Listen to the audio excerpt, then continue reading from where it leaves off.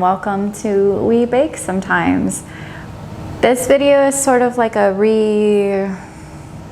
rebirthing of something that once was. This channel has been around for quite a while, and it has turned into sort of a time capsule of sorts, of memories of a past life, of memories in a different home, memories with my son baking in our kitchen, and it has turned into something that I personally watch very frequently, but baking turned into something that made me sad for a while. There's been a lot of changes in life in the last year. As you can see, I am in a different space. Soon enough, I will be in a different space again if the cards appear how they need to be.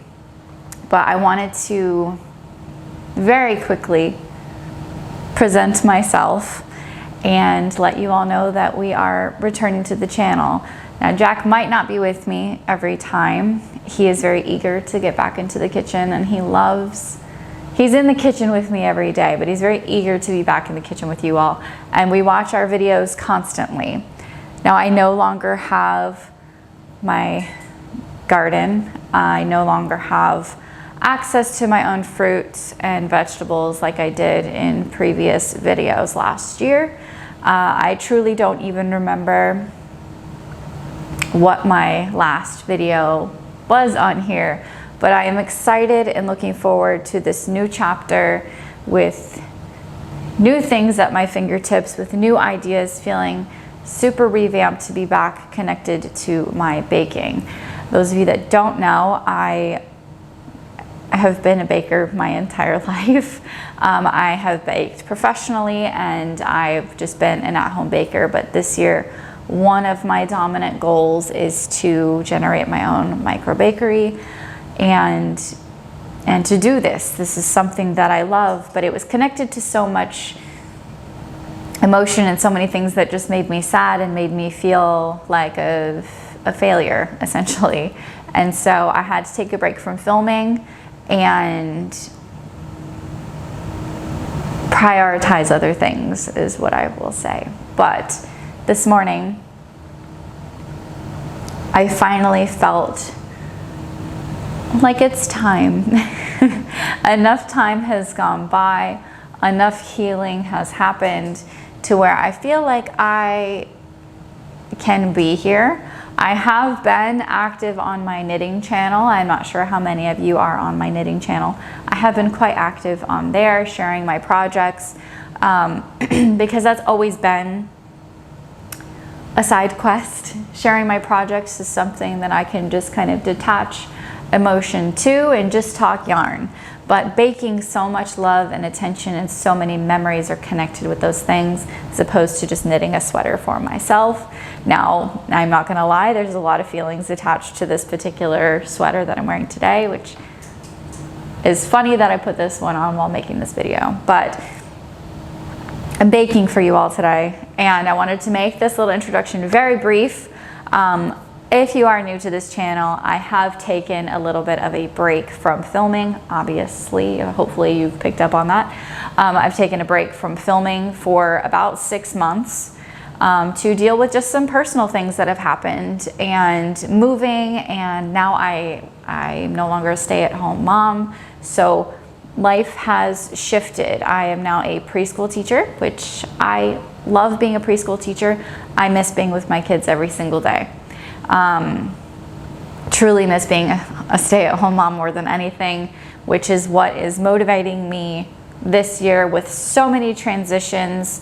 I want to get my channel up and running. I want to get my bakery up and running so that I can come back home and be with my kids. If I can get the views and get the subscribers, get the followers, get the people, and you know, just crossing my fingers, the goal this year is to come back home. So, and then I can be with you all more, and I can be with my kids more, and it will be amazing. It will be everything that I've wanted. So that's my goal here. I'll be transparent. That's my goal here. I have started my own small business. I do make candles, and they are all yarny wool punned titles. I do make little subscription boxes where you get a larger, a smaller, and a wax once a month for the scent of the month. And I'll show you guys that a little bit later as we take a break while things are baking in the oven. But this morning I want to make, I've realized I am sitting here with my coffee and realized that I have nothing, I have nothing to eat. A few weeks ago, I follow Barefoot Mimosas on everything. Her recipes are just gorgeous, and if you have been here for quite some time, you know that I'm very much into holistic living, clean eating, and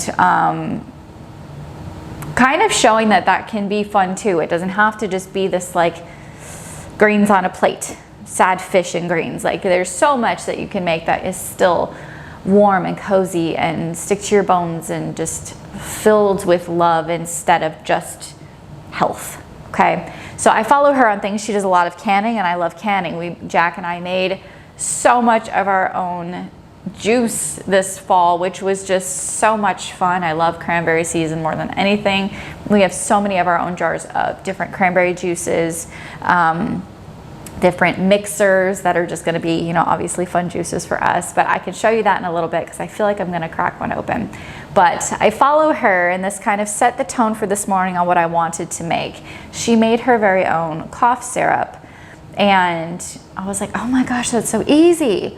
So she fermented pineapple and cranberries with honey for 10 days on the counter and made our own cough syrup, which is, it's delicious. So that's been tricky because we just want to put it in everything. But also it's sick season, and I'm a preschool teacher, so I'm constantly getting coughed in the face. So this has been a lifesaver. Now what you get when you strain it is you get a pulp of sorts that is just mashed up cranberries and pineapple in honey. I want to make a fruit cobbler, sort of inspired by the Basket by the Door cookbook, which I have praised a million times on this channel in the past, but I want to do something different. She does hers with fresh cherries and things like that. I want to make a fermented cranberry pineapple fruit cobbler.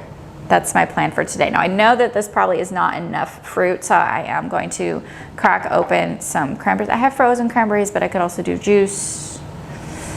We'll see how I'm feeling in the moment, but the cough syrup is wonderful in tea, and it was so easy to make, and it truly just coats everything. It is magical. So I want to make that this morning. That is my goal.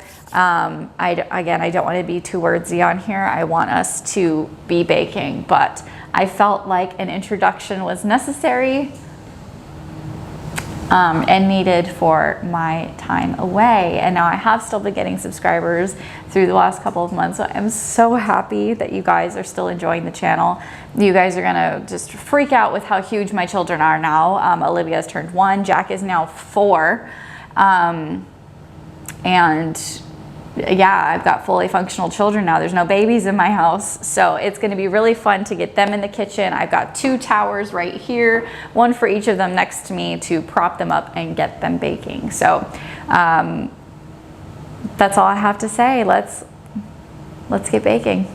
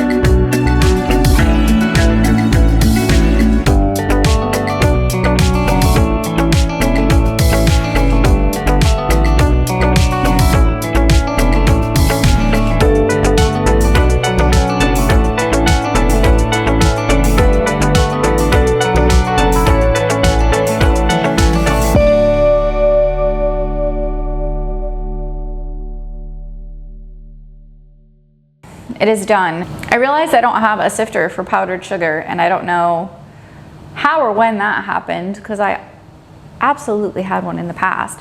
So I just took a spoon and sprinkled on top. This turned out so beautiful and caramelly. It's all nice and browned around the edges, so I can tell that the honey really seeped around the border of this cake. I just cut into it. I've got a delicious cranberry bite right here. It smells so good, but my favorite thing about this particular cake is that it's not super sweet. It's really fruit focused, with just the cake being a nice texture. It's just, it doesn't have that like overpowering sweetness that a lot of cakes do have. So I can actually make this to be a breakfast pastry, which I would prefer. So I'm really excited about this, but you can see how caramelly the edges got all the way down, and then how just beautifully and fluffy it is on the inside. So I've got a pretty solid bite right here. Let's check it out. I'm really excited. It smells so good. It's so sticky. So we've been using this pulp. We've been using this pulp dominantly for like parfaits and like little bits of snacks and stuff, because it is just fruit and honey. But we've been putting it in a lot of our parfaits. Next time, I was nervous about adding too much of the pulp. I used the rest of it, but I didn't add any additional fruit to it because I didn't know how heavy the honey was going to end up being on the batter, and I didn't want it to burn, because it does have to bake for a good bit of time. So I didn't want it to burn. I didn't know how the honey was going to react. Now that I know that I could definitely add all of the pulp next time I make cough syrup. That's exciting. But also, the way that caramelized is so nice, because it's not quite crunchy and it's not like too sticky. It just went like a light layer around the edges, and it seems intentional, which that's always a nice happy accident. The pineapple got sweeter because it's just been sitting in honey for 3 weeks, but the cranberries still have just a little bit of bite to them, and a little bit of that little smidge of tart, because they were mashed up with the honey, but they still kept kind of like their stronger flavor. And this is just so nice. This is one of my favorite cake recipes from that book. I've made it so many times with different fruits, but I've never played with pineapple, and this kind of gives like an upside down cake accident, which I'm not ever going to complain about. But this turned out so nice. I'm literally just gonna sit here with a spoon in the tray. It turned out delicious. I'm really excited about it. I would definitely add more fruit next time, but this is like the perfect amount. I think my kids will appreciate this amount of fruit without it being too overwhelming with flavor. But for me personally, now that I know how the honey weighs down, I can absolutely add more. I was just nervous about adding too much moisture, too much weight. But no need. It is the perfect top layer of fruit, but I want some to sink next time. This is gonna be so good. This is gonna be one I play with a lot to try to make it my own, because I did tweak it a good bit today. But this turned out delicious. So if you're interested in this cookbook, I will always link it below, because it is one of my favorite cookbooks in the world. Probably the best cookbook I've ever been gifted. I love it so much. But if you're new here, thank you for sticking around to the end. If you're not new here, thank you for being on this journey with me. I appreciate all the love and support that I've always gotten on this channel. It's been through so many stages of life with me, and I'm just truly happy to still have you all around. If you liked it, please like, subscribe, follow. I'll take all the support I can get. Jack is going to be so jealous that he didn't get to be a part of this one, but you guys will see more videos from us. You'll see my children sporadically throughout the videos. Some will be just me, some will be with them. Just because I don't film my kids if they don't want to film. That's a big rule of mine. So if they don't want to be part of it, they aren't. And yeah, I'm going to sit and enjoy this. You guys enjoy the rest of your day.